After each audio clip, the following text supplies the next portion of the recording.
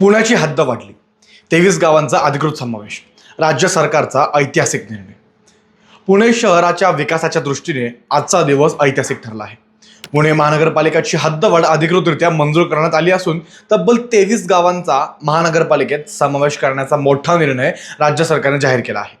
उपमुख्यमंत्री तथा नगरविकास मंत्री एकनाथ शिंदे यांच्या नेतृत्वाखाली हा निर्णय घेण्यात आला आहे. पुण्याच्या झपाट्याने वाढणाऱ्या लोकसंख्येचा आणि विस्ताराचा विचार करून हा महत्त्वपूर्ण टप्पा गाठण्यात आल्याचे सांगितले जात आहे. नगरविकास विभागाने जारी केलेल्या अधिसूचनेनुसार या 23 गावांसाठी अस्तित्वात असलेली विशेष नियोजन प्राधिकरण व्यवस्था आता रद्द करण्यात आलेली आहे. यापुढे या भागांसाठी पुणे महानगरपालिका हेच एकमेव नियोजन प्राधिकरण म्हणून काम पाहणार आहे. याचा थेट परिणाम म्हणजे विकास आराखड्यांना मंजुरी, बांधकाम परवानग्या तसेच पायाभूत सुविधा उभारण्याची प्रक्रिया अधिक वेगवान आणि पारदर्शक होणार आहे.